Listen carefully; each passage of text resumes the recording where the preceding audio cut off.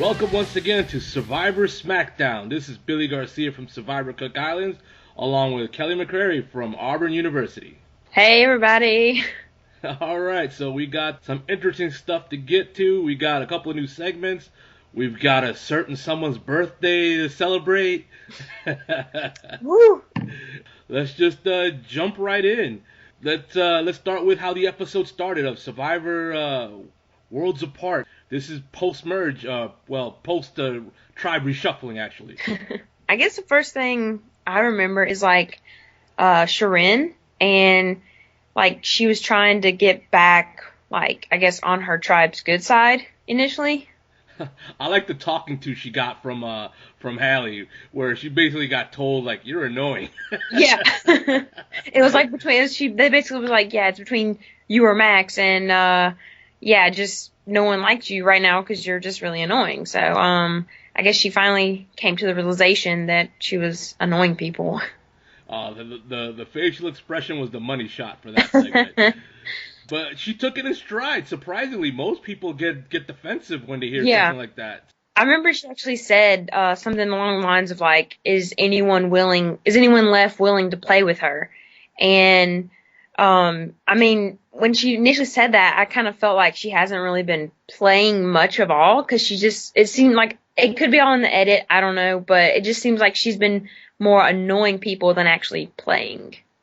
I think she was playing behind Max. I think Max was the contact point, and then she was going along with whatever Max had in mind. Yeah, because I remember Carolyn too saying that when she was talking to Shirin that she was basically Max's puppet, and that because Shirin was trying to, I guess, talk to Carolyn about are we still together, and Carolyn kind of called her out and was just you were always with Max and you were with other people, and Shirin tried to defend herself there by saying she was trying to get them on their side, but it was true.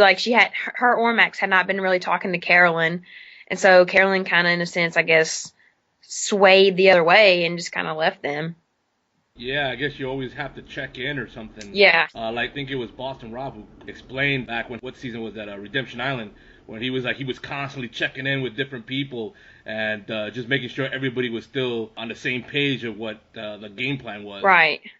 Yeah, I think that's since you never really see that, you only hear about it once in a while. Yeah. I think that's one of the more underestimated parts of the game. Yeah, most definitely. All right, so then we jumped into a reward challenge. I guess we're sticking with the 2-challenge format. Woo! Finally, yes, I'm so glad.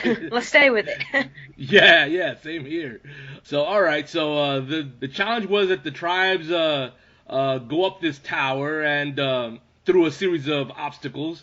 And at the top, one tribe mate would launch a sandbag from one of those slingshotty catapulty thingies, mm-hmm. and you had to hit 6 targets, and whoever hit the 6 targets first, of course, won the reward. And the targets were these wooden monoliths, I want to say, planks or whatever.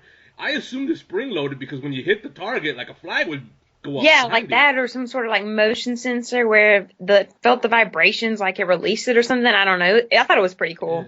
Yeah. I was they're getting somewhat high-tech now with this challenge. Yeah, the whole challenge itself was sort of a combination of 2 classics, I feel, but then they added the whole, I guess, sort of new element, because the whole climbing up of the tower through the obstacles is a typical challenge that's seen in probably every season. And then the whole, which was it last week or the week before, where they actually kind of did the same thing, but they had to catch the sandbags or whatever it was. So I thought it was just a combination, but it was still pretty cool. And also I love the fact that the women basically dominated this challenge. I found that great and hilarious at the same time.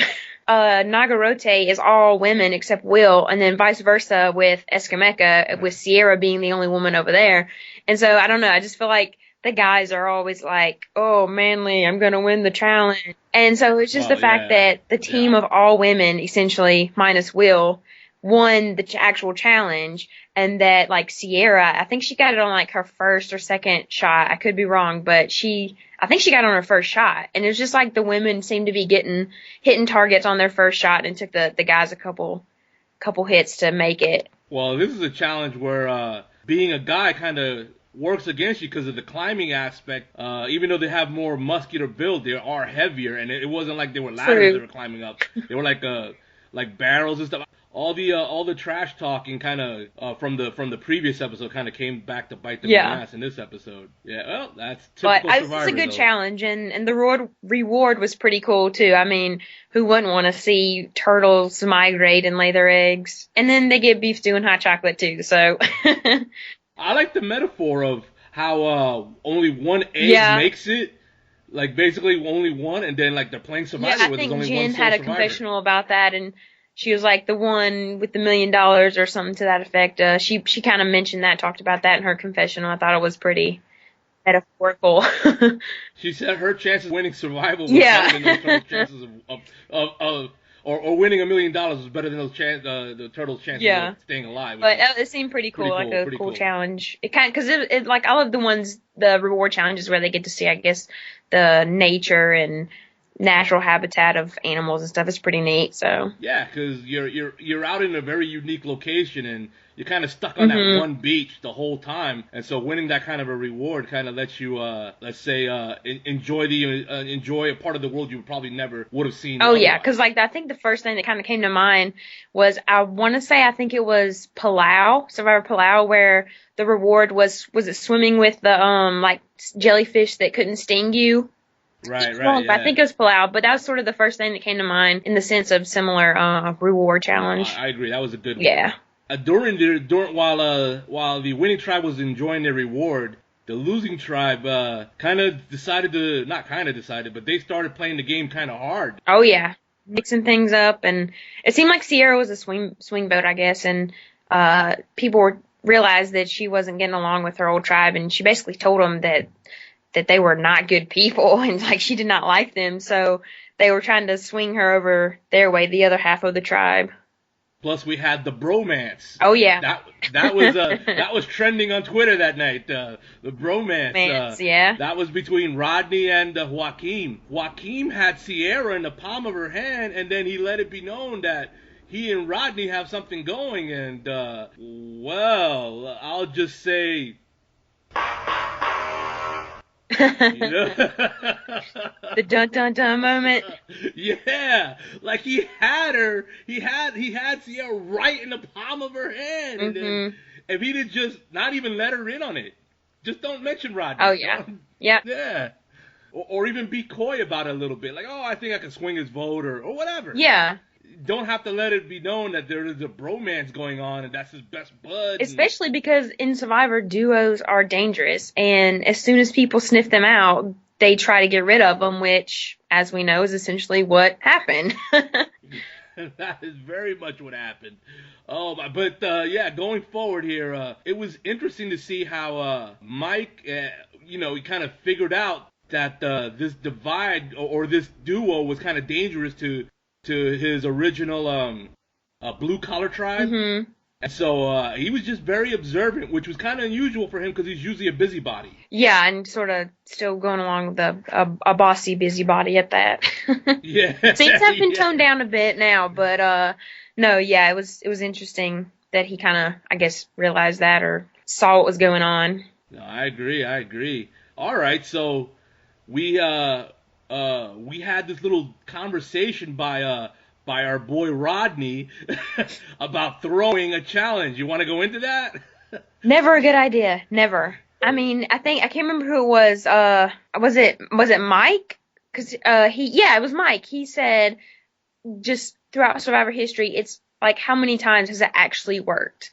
And he was in on it, but, I don't know. It's just never a good idea to throw a challenge, especially when you're just trying to do it with one or two people, which was it only Rodney and Mike in on it? It was supposed to be. Yeah, it was supposed to be basically a blue collar people but Dan didn't seem to be in on it because he was cheering hard. Yeah.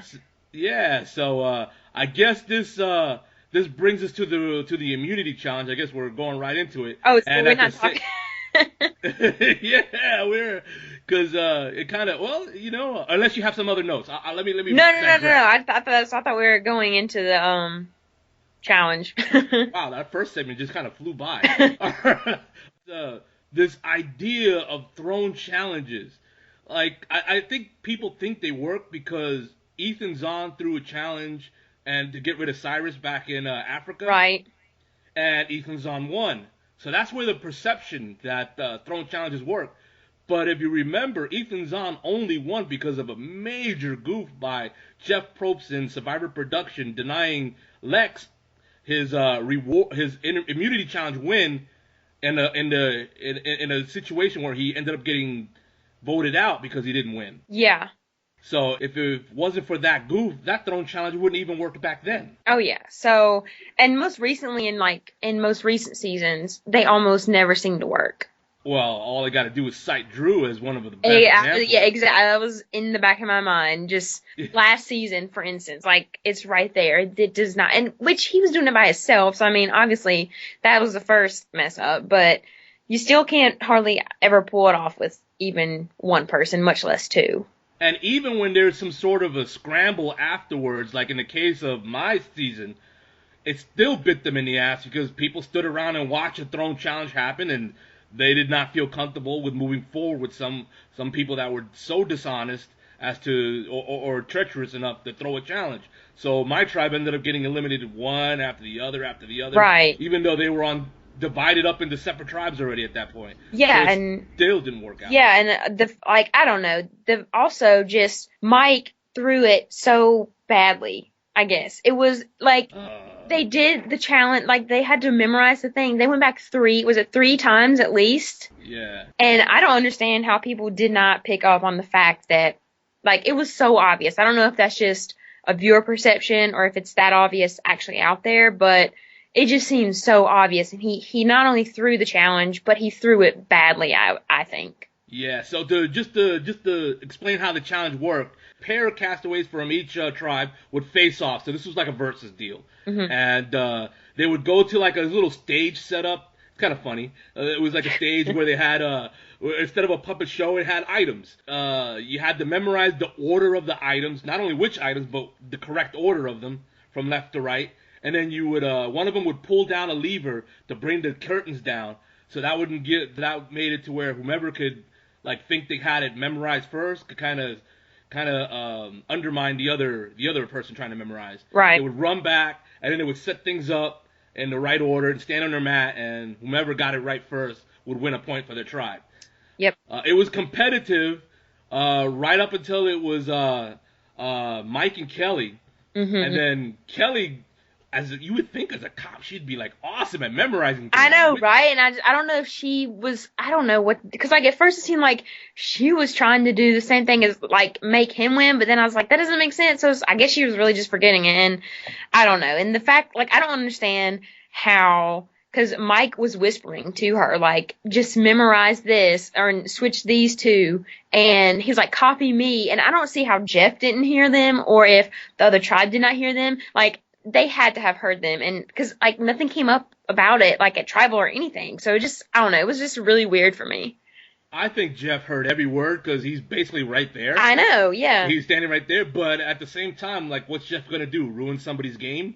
Like, by calling him out? But he always calls out people at tribal anyway, and like there have been times where he's like called out and like essentially laid out someone's, like, I guess, strategy. And they like, some people have responded as in, like, shh, don't say that or something. Or, I don't know, it just seems like the way he picks at tribal, he essentially gets it out. And so the fact that he, like, just nothing came of this throne challenge, just like, kind of, I don't know, it just felt really weird. Like, nothing else was mentioned of it.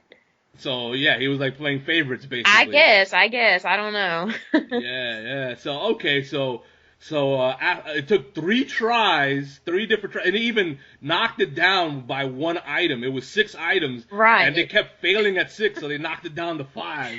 Kind of reminds me of Becky and Sundra on my season not being able to do the fire challenge, and so they just handed them matches. If you remember. Oh, yeah. That's how futile it was. This is why, like, throwing challenges tend to backfire, is because you could try to throw a challenge and it doesn't mean that the other tribe will cooperate and win. Like, you could try to lose and keep trying to lose and keep trying to lose, and you just make it look obvious, like you said, because the other tribe just can't get it right. Yeah, and like and when he would go back, when Mike would go back and like try to, he was either a really good actor or they really didn't know what was going on, because his reactions to when they were both getting it wrong, it just seemed so fake to me. And I was just like, he's either a really good actor or they're just really naive. Yeah, yeah, it was, yeah.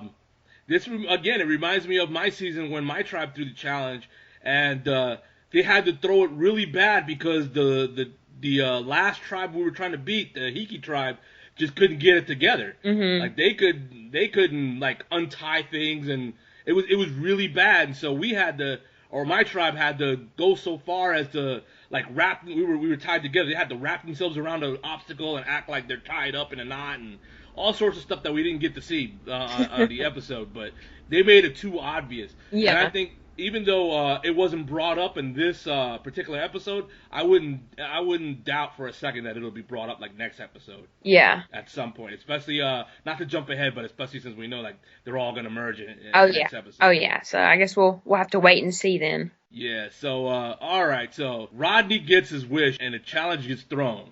We get back to camp. You know what exactly what you would expect to happen after a throne challenge would happen. And that's people start to go into business for themselves, namely Mike. Mm-hmm. So Mike decides he's gonna try to break up the Rodney Joaquin thing by swaying Sierra over to their side. And what helped a lot was that Dan kind of threw himself at Sierra's mercy. Yeah. That was probably his best move of the entire game. Oh yeah, because Dan before has been sort of there's been problems surrounding him, but he always comes back and like apologizes. And so like people sort of like forgive him, I guess. I don't know. Maybe he's just got that sort of aura about him that he's a forgivable person, I guess. But cause yeah, Sierra wasn't getting along with like any of them from her previous tribe. And he essentially was just like, I'm sorry. And so I guess it won her over. Yeah, I think for the first time he kind of apologized without like doing it in a backhanded format. Right. Where I'm sorry, but it was your fault too. Like that's what he did in the past. Yeah. And this time he was just plain I'm sorry and let's move forward and we can make this work sort of deal. Right. So yeah, I definitely agree with the way he did it. I think was one of the deciding factors, and also the way kind of Rodney's arrogance worked against him. Oh yeah. Where he thought he was like the Boston Rob of his. In fact, he mentioned that he was like the Boston Rob of his season. Yeah, I think he has a little too much of an ego for himself, and obviously it's came back to bite him, and it's probably gonna still keep biting him as we continue. So here we go. Lay it the smack it down on your candy ass. All right, so Rodney, I'm laying the smack down on Rodney. I'm calling him out. Like, that was a jabroni move. Like, to throw a challenge and then have only one other person as your focal point in Mike, like, to throw the challenge and not have, like, the majority of the tribe in on it. If you have the majority of the tribe in on it, nobody's going to dare to jump off sides and try to go into business for themselves. But if it's just you and another person, they could totally, like, use it against you. They could say, all right, like, I'm not liking how this is working out. This is not good for me. I'm going to do my own thing. Which is what happened too. And it kind of made no sense to me why he chose Mike, because he was making fun of Mike a lot and like saying like he's like a what do you call him, a Bible pusher or something, and like saying he's like a Southern Christian Texas dude and he's not from the East Coast. And so that was how him and Joaquin formed the bond, because I guess they're both from the East Coast. And like he was just like so against Mike, and so it was like, why didn't he? Because didn't they throw the challenge to try to get Joe out? And so I don't understand why Rodney didn't pull Joaquin in before Mike. It was just really weird. Yeah, so that's why I call it a jabroni move. So, it was not a well thought out move. His ego got the best of him. He's, since he wasn't the one that paid the ultimate price, it was his alliance that paid. He's not going to be like the worst player ever. That still goes to Drew. But, but he's on the list now. Yeah. Way to go, Rodney. All right, so speaking of this move and how it backfired, we go forward into tribal council then. Basically, I about had a coronary is what happened. Coronary, okay. It comes down to Joe and Joaquin, and I was flipping out. I was gonna be so mad if they got rid of Joe. Yeah, it was an exciting tribal council. There was a lot of misdirection, a lot of people saying things to try to fool people into thinking one thing when another thing was going down. Yeah. So, going into what's being said, I really feel like I couldn't pull anything out and say, all right, this is what swayed this person or that person, because it was a lot of saying one thing when you intend to do another. Right. But in the end, after a very close vote, it turned out to be Joaquin in a blindside. Oh yeah, and I think Rodney's reaction was just like great because not only did they blindside Joaquin, which I hate because I did like Joaquin, and personally out of the two, I would have rather had maybe Rodney go home because he's kind of like he's like right behind Sharon to me. He's just being like really annoying. I don't know if that's just the fan viewing of it for me and like the edit, but he's just like, I don't know, he's just so annoying to me now. Cause like initially from First Judgments, I actually kind of liked Rodney, but after he opened his mouth, it's just been downhill ever since. See, but Sharon is a fun annoying. Rodney, there's too much arrogance for it to be fun. Yeah, I guess that's what plays off of it more is why he annoys me. But yeah, I don't know. It just Rodney. Not only did they blindside Joaquin, which I hate, but they blindsided Rodney in a sense too, and it was just great because he was like looking left to right, like what just happened? Like I don't understand, and it was just great. It was a classic Survivor moment. Definitely the money shot of not just tribal council, but probably the whole episode. Oh yeah. This was a good episode. So far we have a great season going on here. I think so. Yeah, I'd agree. Yeah. Jeff Probst kind of played it off like it was the greatest season ever, and people were like, "Oh, yeah, right." But no, it's turning out to be a good one. I personally think that it's an improvement from last season. Oh yeah. I mean, nothing against last season, but It's got a little more, I guess, meat to it. Maybe that's not the right word. I don't know. A little more, maybe drama. That's the right word, I guess. Okay. No, again, like you said, nothing against last season. I'm one of those that truly love Survivor, which means there is no such thing as a bad season. There's just some that are better than others. That's all. Oh yeah. And and even though I kind of laid the smackdown on Rodney and I poke fun of different players and stuff, it's all in good fun. To me, like I love every player that's ever played Survivor because they all added something. The seasons would not be what they are. The show would not be what they are if it wasn't for every individual player. The ones that the ones that really annoy me the most are the ones that quit. And it doesn't look like we have like anybody that's in that situation this season where we could say that person might quit. Like this cast looks like all of them are in it to whatever finish. I agree. That's what I think also. So yeah, it was a great episode, great season so far. Before we get into any of our predictions and whatnot, I would be remiss if I didn't mention that your birthday is, as we're recording this, is tomorrow, so we're going to say today. Yes. So, first of all, coming from me, happy birthday, Kelly. Thank you.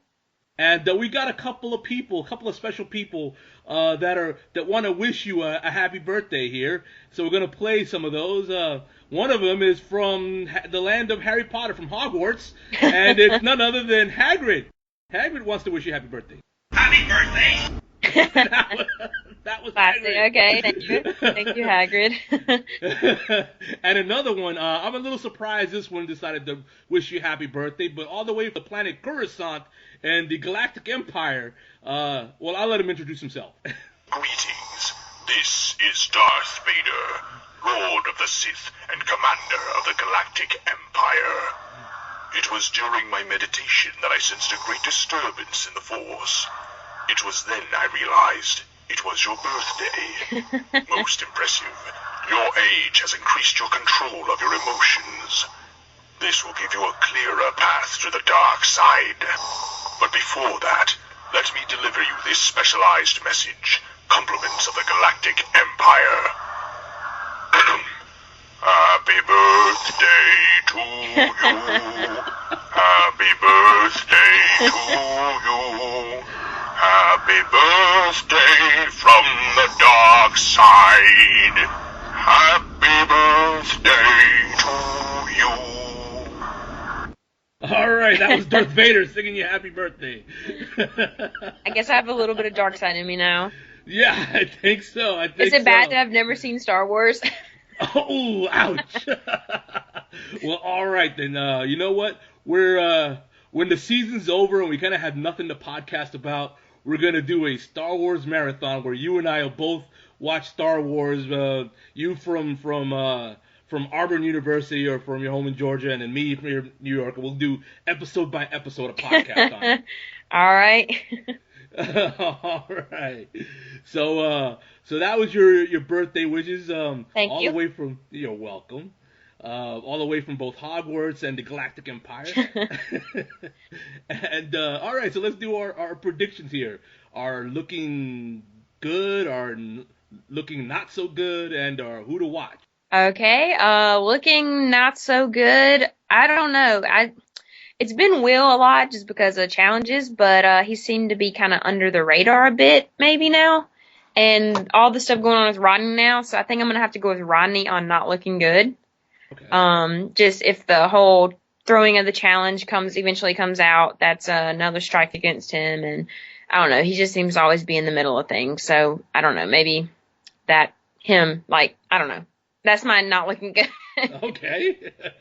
And then, let's see, looking good. I'm going to have to go, I don't know. I might just have to go with my boy Joe again. All right. Well, he did get his rear end saved. He did. So I feel like maybe that he was like this close on the chopping block. He may turn it around and, just kind of get people more on his side maybe. And I mean, he always does well in challenges. So unless I'm totally wrong and they merge and everyone's like, got to get Joe out, and then I'm going to be really, really sad. Oh, okay. And then who to look out for? I feel like Jen maybe. Okay. She seems to know what she's doing. She always has something good to say, it seems like. And she has an idol too. So I think we may see some interesting stuff come up from Jen now. All right. See, I would lead off with Jen as my looking good. You mentioned the idol. She's basically got the women rallied around her. Mm-hmm. And with the merge coming up, I think that Sierra, despite having done what she did, siding with Mike and all that, I think that was just temporary. That was just for her to survive that tribal council. I see all the women like combining forces. Another one world. Yeah, another one, or even Vanuatu, where the women kind of got together until Chris kind of broke that up. Right. Or Micronesia, where it did work. Oh yeah. And so that's my looking good as Jen. Right. I see her like being there when the game is decided towards the end. Okay. My not looking good, I'm gonna throw an entire former tribe under the bus right now and say all the men of the former blue collar. I could see that getting broken up just because of the divide now. Now with the whole Ronnie thing on one side, Ronnie on one side and Dan and Mike on the other side. Okay. I see that falling apart. Yeah, something's gonna hit the fan soon. I feel like too. Yeah, so one of them is gonna go next episode. I feel. I don't know which one because it's been a series of blindsides. Oh yeah. I think one of them is gonna go. Okay. And then who to watch? Just for the kind of the same reasons that I was landing on is Rodney, because Rodney has a temperament that he's not gonna forgive and forget. Mm-hmm. Even if it's to his benefit, to have all the guys together and sort of do a guys versus girls thing in that initial tribal council, I don't see it happening. I see him sort of losing his cool and not that he ever had his cool. Yeah, just sort of holding a grudge, I guess. Yeah, I see him totally like being vindictive is the word I'm looking for. Oh yeah, and like it's possible he may even, once the merge comes, just like flip all completely just because they broke him and Joaquin up, maybe. I don't know. Yeah, I think he will take it personally. Oh, yeah. Which, while all this is going on, it kind of gives me my dark horse here of Shirin of being, the perfect goat to sit next to. At the end, it kind of gives her the opportunity to kind of sneak in, fall through the cracks now. Right. Like, I feel like she might, because since she was sort of called out on being annoying, she might kind of lay low now and just sort of let other people take the rap and just kind of be in the spotlight. And so, yeah, I could see something like that coming on. Yeah, because I think that's what the Will is kind of hoping for, is that he would slip through the crack. But I think it's easier for a woman to slip through the cracks than a dude, just because the dudes tend to take a lot of heat when it comes to challenges and camp life and all that stuff. Yeah, which I guess Will kind of already has slipped through the cracks, because if you ask me, nothing personal, but he should have been gone at least 2 or 3 episodes ago, and we're only in what, like 4th, 5th episode? Yeah, it's the merge. He's made so it's like he's made the merge. He's been slipping through quite a bit, if you ask me. Yeah. That kind of lends me to my theory that there's certain types. There's every Survivor has specific types of players. They kind of go for those types, and Will's type of being the kind of the heavyweight, let's call it, the heavyweight, kind of, either they go early or they slip through the crack and make it real deep into the game. Yeah. With one having won in Richard Hatch. So I see, since he didn't go in the first 3 eliminations or so, I kind of saw it afterwards. I started changing my opinion and saying, all right, Will's gonna stick around. Right. Yeah, in the first few podcasts, I was like, "Oh, Will's a dead man. He's a car crash in the making, car wreck in the making." And now, now we're seeing him, and we're like, he's slipping through the cracks. This guy could be somebody that is so unthreatening because of his futility in the challenges that they could bring him to the final 5, feeling like, all right, we could just beat him then in a challenge, and Yeah, but I mean, even if he were to make it all the way to the end, depending on who he's sitting next to, I still don't see him winning, because there's no matter who he would be sitting next to, I don't think he would win. He has one shot at this point. He looks like he has one shot at winning. Against Sharon and Rodney. Yeah, and even then, I don't even know. It would probably that's like worst case scenario right there. Those 3, and I'm sorry, but no, that is not Just out of the whole cast, if I had to pick one, favorites to win, that's the fan coming out of me. That's just the worst case scenario. Final 3 being Sharon, Rodney, and Will. No. That makes me wonder now. I think I would have to go with Sharon.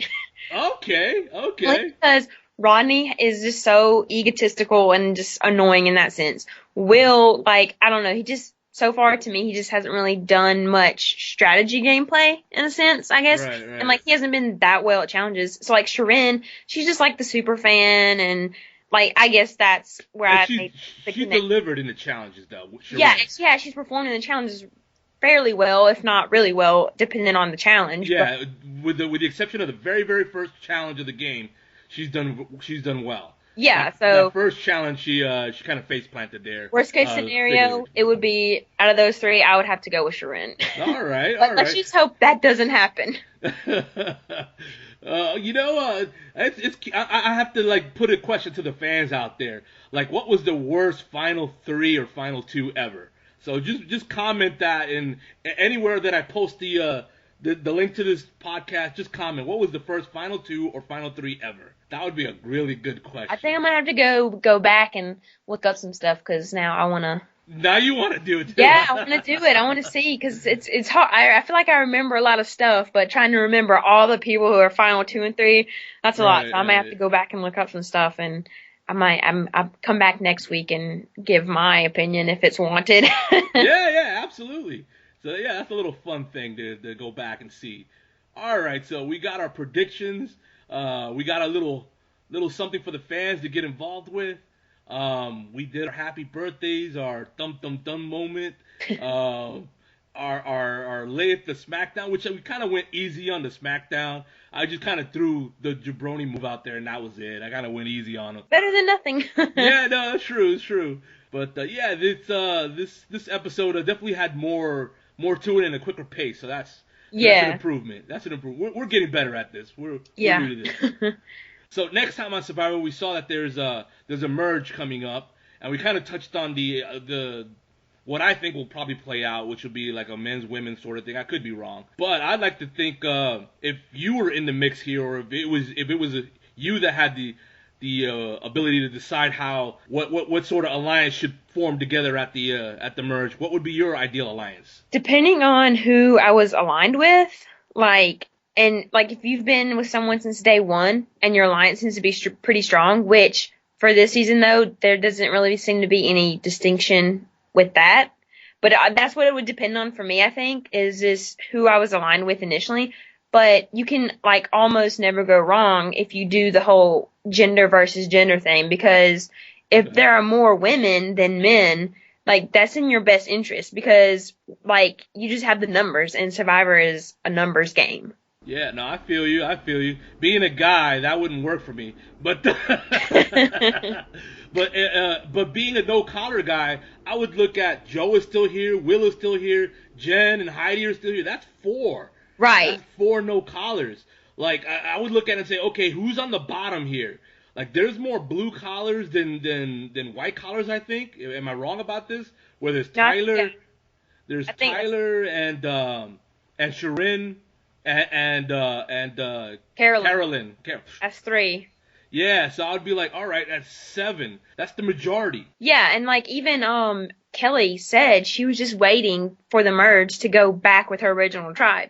So that also would come into play, I feel like, because if depending on how close you were, if you got mixed up, depending on how close you were with your previous tribe, that comes into play pretty often. And Kelly herself said she was waiting for the merge to go back to her original tribe. Yeah, I would totally pull that move and then take out blue collar, and then blue collar's already if I was in the game, I probably wouldn't even know this part at this point, unless I was on that tribe. But blue collar is fractioned in half, basically. Oh yeah. With the whole Rodney situation, so they would be primed for the picking. Oh yeah, for sure. So, but you can never go wrong with as long as you have the numbers, choose that side, as long as you're not on the bottom of that side, which is usually the case with swing votes, because either side you go to, you're probably going to be on the bottom. Well, see, the thing with white collar is because of their lack of numbers, they're at the bottom. Yeah. No matter which side they choose. Yeah. If they stay together. But yeah, I would totally with Carolyn having the immunity idol, she would have shared that information with the remaining white collars and just say, let's stick together and we'll be the final 3. Yeah. I would say, all right, let's pick a side, probably the no collars, and then we'll play the idol when that time comes, and then that'll even the score. It'll be 3-3. Right. In the final 6. So that would be probably the play that I would make. Again, not knowing that Jen would have. Yeah. So I don't know. I guess we'll wait and see. Yeah. It'll be interesting because. Oh yeah, for sure. If they stick to former tribes, then I think white collars is swing votes. Plural. Yeah, swing votes. So it'll be white collar and blue collar, or white and yellow, or whatever. No. Yeah. White. I don't want to say that. White and no. So yeah, white collar is basically the swing votes. Yeah, and that's if they stick by tribe. If they go by gender, that throws everything into the up in the air. Yeah, which that is kind of a little bit harder anyway this season, because they have three different tribes. So not everyone, or has everyone met sort of everyone? No, Sierra hasn't met Jen and the no collars. That's another factor that goes into play, is just because there were 3, and it's if someone stayed within whatever range of tribes, it's just they haven't gotten to talk to everyone, so they don't know. Right. The whole reissuing of trust comes up again, and so it's just that just makes it a little harder, I think. Yeah, no, I agree, and that's what makes the next episode a must-watch episode, because it can go in so many different directions. And it wouldn't surprise me if it goes in a direction we haven't even discussed. Oh, yeah.